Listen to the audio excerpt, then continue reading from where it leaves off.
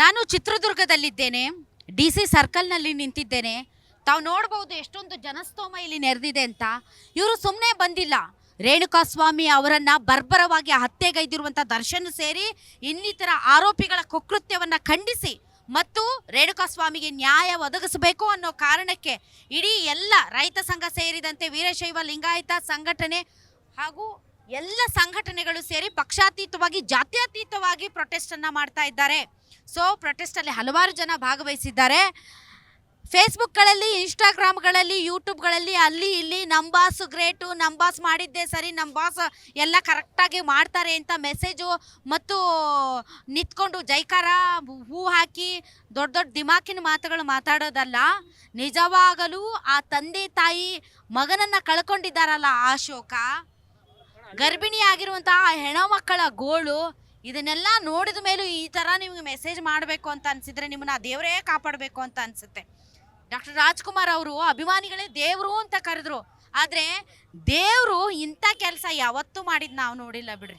ಯಾಕೆ ಅಂತಂದರೆ ದೇವರು ಅನ್ಯಾಯವನ್ನು ಖಂಡಿಸೋರು, ಪಾಪಿಗಳನ್ನು ಶಿಕ್ಷಿಸುವವರು, ಅಂಥವ್ರನ್ನೇ ಭಾರಿ ಗ್ರೇಟು ಅಂತ ಹೇಳೋರು ಪ್ರಪಂಚದಲ್ಲಿ ನಮ್ಮಲ್ಲೇ ಇರ್ಬೇಕು, ನಮ್ಮ ಕರ್ನಾಟಕದಲ್ಲೇ ಇರಬೇಕು ಅಂತ ಅನ್ಸುತ್ತೆ. ಎಂಥ ಕಪ್ಪು ಚುಕ್ಕೆ ರೀ ನಮ್ಮ ಕರ್ನಾಟಕಕ್ಕೆ. ಭಾರತೀಯ ಚಿತ್ರರಂಗದಲ್ಲಿ ಈ ರೀತಿ ಒಬ್ಬ ನಟ, ಒಬ್ಬ ಸಾಮಾನ್ಯ ಮನುಷ್ಯನನ್ನು, ಅದರಲ್ಲೂ ಕೂಡ ಅಭಿಮಾನಿ ಅಂತ ಹೇಳ್ದವನನ್ನು ಬರ್ಬರವಾಗಿ ಹತ್ಯೆ ಮಾಡಿರೋದು ಇದು ಚಂದನವನಕ್ಕೆ ದೊಡ್ಡ ಕಪ್ಪು ಚುಕ್ಕೆ. ಹಾಗಾದರೆ ಬನ್ನಿ ಇಲ್ಲಿ ಸೇರಿರುವಂತಹ ಜನ ಏನು ಹೇಳ್ತಾರೆ ಅನ್ನೋದನ್ನು ನೋಡೋಣ. ಸರ್, ಇವತ್ತು ನೀವೆಲ್ಲ ಪ್ರೊಟೆಸ್ಟ್ ಮಾಡ್ತಾ ಇದ್ದೀರಿ. ಸರ್, ನಿಮ್ಮ ಪ್ರೊಟೆಸ್ಟ್ನ ಉದ್ದೇಶ ಏನು ಸರ್?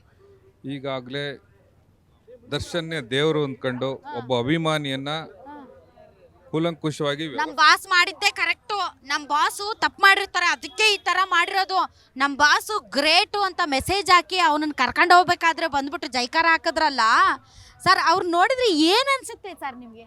ಅಲ್ಲ, ನನ್ನ ಅನಿಸಿಕೆ ಏನಂದ್ರೆ ಬಾಸು ಬಾಸು ಅಂತ ಏನು ಹೇಳ್ಕೊಂಡೆಲ್ಲ ಸುತ್ತರಿತದಾರಲ್ಲ, ಮನೆಗೆ ಬಂದು ಕರ್ಕೊಂಡೋಗಿ ವ್ಯವಸ್ಥಿತವಾಗಿ ಒಬ್ಬ ಅಭಿಮಾನಿನೇ ದುಷ್ಕರ್ಮಶವಾಗಿ ಕೊಲೆ ಮಾಡಿದಂತ ಏಕೈಕ ನಟ ಅಂದ್ರೆ ಕನ್ನಡ ಚಿತ್ರರಂಗದಾಗ ದರ್ಶನ್ ಒಬ್ಬ. ಕನ್ನಡ ಚಿತ್ರರಂಗ ಅಲ್ಲ ಸರ್, ಇಡೀ ಭಾರತೀಯ, ಇಡೀ ಪ್ರಪಂಚದಲ್ಲಿ ಇದಾರೆ ಇಲ್ವೋ ನನಗೆ ಗೊತ್ತಿಲ್ಲ ಸರ್. ಇದು ನಮ್ಮ ಕರ್ನಾಟಕಕ್ಕೆ ಅತ್ಯಂತ ದೊಡ್ಡ ಕಪ್ಪು ಚುಕ್ಕೆ. ಬೇರೆ ಚಿತ್ರರಂಗದವರೆಲ್ಲ ಈಗ ನೋಡಿ, ಈ ತೆಲುಗು ಚಿತ್ರರಂಗ, ತಮಿಳ್ ಚಿತ್ರರಂಗದಲ್ಲಿ ಅಭಿಮಾನಿಗಳು CMನೇ ಮಾಡಿಬಿಟ್ರು, ದೊಡ್ಡ ದೊಡ್ಡ ನಾಯಕರನ್ನ, ಮುಖ್ಯಮಂತ್ರಿಗಳನ್ನೇ ಮಾಡಿಬಿಟ್ರು. ಸೊ ಅಂತಹ ಒಂದು ಅಭಿಮಾನಿಗಳು ಕೂಡ ಇದ್ದಾರೆ ಬೇರೆ ಬೇರೆ ರಾಜ್ಯದಲ್ಲೇ.